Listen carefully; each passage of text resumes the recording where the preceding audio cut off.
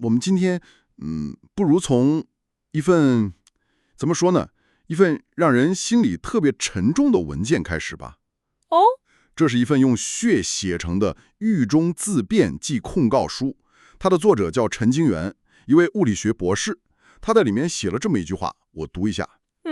他说：“他们捕风捉影儿，为我罗织收集的厚厚几本所谓犯罪铁证，仍然完整无缺的在 Twitter 等社交网络上存在着，但现在却反而成为这会儿执法者自己永远无法抹去的永恒的耻辱和犯罪铁证。”哇，这句话真是一下子就戳到要害了，是吧？对，既有一种绝望里的力量感，又让人觉得，特别悲哀。它几乎是把整个事件的荒谬性都浓缩在里面了。没错。所以今天我们就来深入聊聊你提供的这些材料，就是全都围绕着物理学博士陈金元因为网络言论被判刑的这个案子。而且我们手头的资料也挺特别的，分了好几类。一边是官方那种很冰冷的法律文书、起诉书、判决书。是的。另一边呢，就是陈博士自己在监狱里写的那些东西，逻辑非常清晰，但字里行间又充满了那种非常沛然的情感。对，还有一些外部的分析，从哲学到国际法，视角很多元。所以我们这次的任务就不只是把这个案情简单过一遍，更重要的是我们要借助这些不同的视角，去试着理解这些案件背后那些关于法律到底是什么，正义是什么，甚至一个人的尊严到底意味着什么，这种更深层次的问题。好，那我们就从案件本身开始，先来看看这个案子到底是怎么一步步变成一个法律上的迷魂阵呢？案子的主角陈金元，物理学博士，研究的还是特别高深的领域，叫非线性复杂系统理论。一个纯粹靠逻辑和理性吃饭的学者，这个身份让后面发生的事情显得更加讽刺。太对了，他被指控的罪名叫寻衅滋事罪。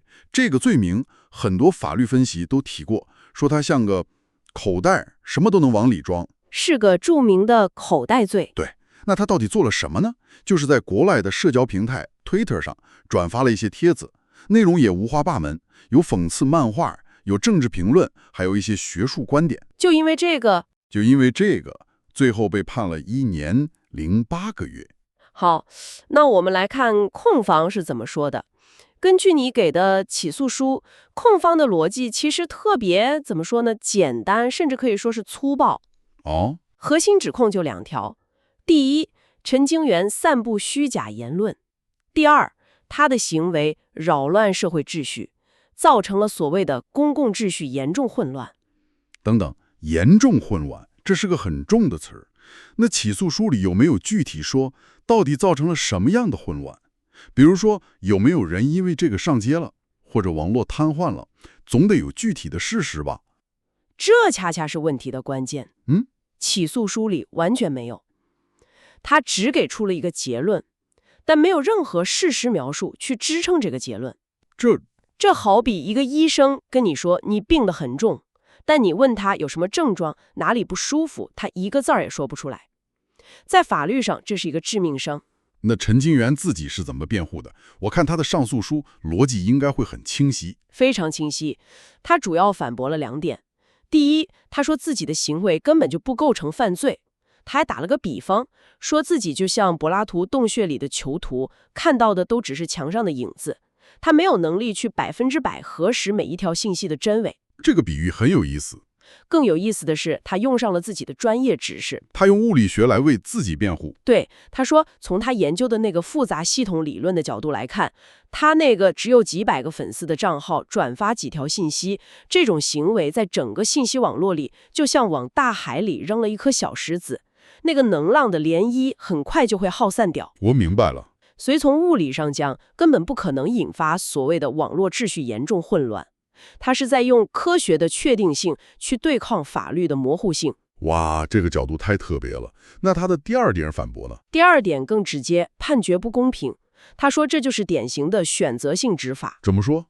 因为在网上转发同样内容的人是成千上万，甚至那些原创作者都好好的，为什么偏偏就抓了他一个人？这不符合法律面前人人平等的原则，对吧？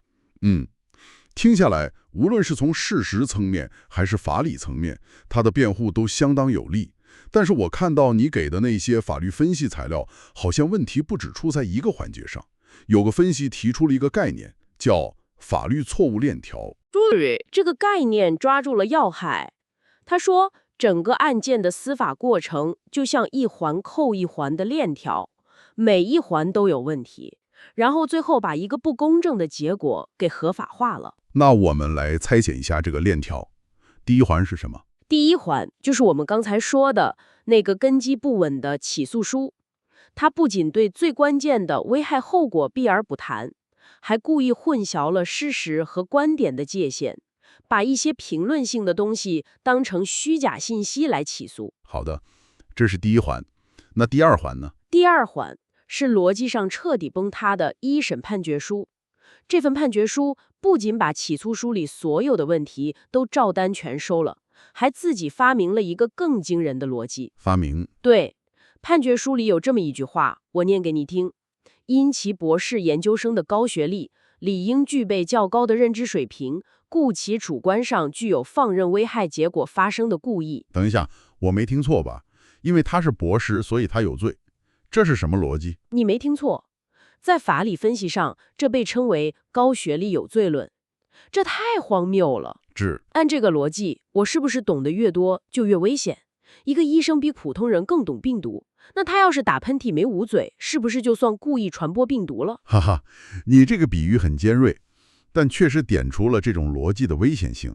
他惩罚的不是一个人的行为，而是他的身份，这完全违背了现代法律无罪推定的基本原则啊！对，太可怕了。那这个错误链条的最后一环呢？最后一环，也是最让人感到无力的一环，是那个二审裁定书。终审判决。对，作为终审判决，他本应该纠正一审的错误，但他没有，他完全回避了陈京元上诉时提出的所有理由和证据，反而说了一句在法律上极其恶劣的话。说了什么？他说，上诉人陈京元未向本院提交证实其上诉理由成立的新的证据。哇，这听起来就像是法官对他说，你说你没偷东西，那你自己去证明你没偷吧。就是这个意思。但问题是，他已经被关起来了，他怎么去证明？这不是把举证的责任完全搞反了吗？完全搞反了。刑事案件里，证明一个人有罪的责任永远在控方，这是常识。二审法院这么说，等于公然把这个责任扔给了一个已经被剥夺自由、根本不具备调查取证能力的被告人。所以你看，一个根基不稳的起诉，一个逻辑崩塌的审判，再由一个放弃职责的终审来盖章确认，这个法律错误链条的分析，把整个过程的荒谬性揭示得非常清楚。这么看下来，整个法律程序确实是漏洞百出，感觉单从法律条文去分析已经有点不够用了，它背后暴露出了问题可能更深。没错，所以你提供的材料里，那些哲学家的分析就变得非常有价值了。它能帮我们跳出案子本身，从一个更高的高度来看看这到底意味着什么。好，那我们就换个视角，从法律的失败，我们来看看哲学的审视。材料里首先提到美国的一位法学家叫朗富勒。对，富勒有个非常著名的理论，他认为一个国家的法律体系要想配得上法治这个称号，必须满足8个基本原则，他称之为法律的内在道德。这8条像一把尺子，可以用来衡量一个法律系统到底健不健康。而陈京元这个案子用这把尺子一量，几乎是全线不及格。比如说呢？举个例子。比如富勒的第1条原则是普遍性，就是法律得对所有人都一样适用。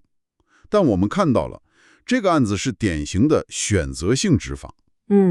还有1条是明确性，法律条文必须清晰，不能模棱两可。可寻衅滋事这个罪名，分析里把它比作一个法律的垃圾桶。法律的垃圾桶？对，就是说，当检察官找不到一个特别精确的罪名去指控某个他们不喜欢的行为时，他们就可以把这个行为扔进寻衅滋事这个框里，什么都能抓。我明白了。这显然违背了明确性原则。但最严重的是违背了官方行为与法律一致的原则。法官嘴上说的法律，判决的依据却是高学历有罪这种法律上根本不存在的、自己临时发明的规则。是，所以从富勒的视角看，这已经不是简单的判错了，而是整个法律系统本身的失败。他已经失去了被称为法律的道德资格。所以从法律规则本身来看，这个系统已经不及格了。但更有意思的是，陈经元本人的反应，他没有只是含冤，反而在用物理学、用逻辑学为自己辩护。这本身就造成了一种奇怪的冲突，就像两个人说的根本不是同一种语言。你这个观察很敏锐，这正好可以引出另外一位哲学家托马斯·内格尔的理论。内格尔认为，我们理解世界有两种视角，一种叫无处之视角，就是一种客观的、普遍的、不带任何个人偏见的理性视角，就像我们常说的上帝视角。那另一种呢？另一种叫某处之视角，就是我们每个具体的人带着自己的身份、立场、处境去看待问题的视角。内格尔说，人类思想的很多悲剧都由来于这两种视角之间的冲突，尤其是当一方把自己的某处之视角伪装成普遍的无处之视角时。我好像有点明白了，陈经元这个案子就是这两种视角的完美碰撞。完全正确。你看陈经元，即使被关在监狱里，他仍然在坚持用无处之视角去思考。他用哥德尔不完备定理，用复杂系统理论，这些都是普遍性的、不因人的意志为转移的逻辑。他在维护一种普遍的理性尊严。对。而司法机关呢，他们牢牢站在自己的某处之视角上，也就是那个制度化的、不容置疑的权威立场，并且试图把这个立场包装成客观真理。这在内格尔看来就是一种治世上的暴力。而且材料里还提到了内格的另一个概念，叫道德运气，说的是很多时候我们评判一个行为的好坏，会受到当事人自己都无法控制的结果的影响。是的，在这个案子里，信息在网上传播出去会产生什么后果，这是一个极其复杂、陈经元个人完全无法控制的事情，但法庭却把这个他无法控制的运气的结果归罪于他。这就好比一个人走路不小心绊倒了，正好引发了一场雪崩，然后你判他谋杀罪，这是在惩罚运气，而不是在惩罚行为。这在哲学上是讲不通的。好吧，如果法律系统本身是失败的，讲道理又讲不通，那一个人还能做什么？这听起来很绝望。你问题问到点子上了，这正是像梭罗和马丁·路德·平这些思想家会关心的问题。他们的核心观点就是，当法律本身变得不公正，甚至成为作恶的工具时，一个有良知的人，他的首要责任就不是遵守法律，而是抵抗这种不义之法。所以，从他们的角度看，陈经元的反抗就有了更深一层的意义。对。这么一来，他那份用血写的狱中自辩和控告书就不再仅仅是一份法律文件了，它变成了一种极致的非暴力的公民不服从行动，为良知的一种唤醒。就像梭罗说的，在一个囚禁正义之士的政府统治下，监狱才是正直的人唯一合适的归宿。我们聊了法律的失败，聊了哲学的冲突，但我脑子里一直有个问题挥之不去。抛开这些高深的理论，这个判决到底从陈经元这个人身上拿走了什么？不只是自由，对吧？当然不只是自由，这就把我们带到了最后一个，也是最根本的一个层面——人的尊严。你提供的分析里引用了哲学家马莎·努斯堡姆的理论，叫能力进入。我觉得这个视角非常有力量。是的，努斯堡姆的理论很独特。他认为，评价一个社会是否正义，不应该只看 GDP， 也不应该只看法律条文有多漂亮，关键要看生活在这个社会里的每一个人，他们作为人的核心能力有没有得到发展的机会，能不能繁荣起来。而陈经元这个案子就像一个反面教材，它展示了一个人的核心能力是如何被系统性的摧毁的。我们可以一项一项来看，比如努斯堡姆认为，人的第一项核心能力就是能够自由地运用思想和想象力。而陈金元恰恰是因为分享观点和思考而被定罪，这等于是在源头上就掐断了他项最基本的能力。然后呢？然后是实践理性的能力，也就是能够为自己的人生进行规划，并为自己的选择进行理性辩护的能力。当法官在法庭上对他大喝一声“闭嘴”的时候，这就呵斥剥夺的不仅仅是他说话的权利，更是他作为一个理性的人为自己辩护的资格。完全正确。我明白了，所以先是否定你的思想，再是否定你的理性，还有吗？还有一项很重要的，叫归属感的能力，就是一个人能够与他人共存，享有自尊，并且不被羞辱。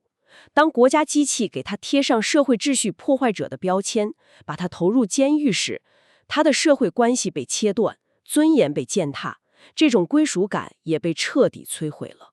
思想、理性、归属感，这么一步步下来，感觉已经不是在审判一个行为了，而是在系统性的瓦解一个人所自为人的根本。所以，用努斯保姆的话来说，这不仅仅是一次错误的判决，这是一场针对人类繁荣的战争，一次系统性的耻辱性伤害。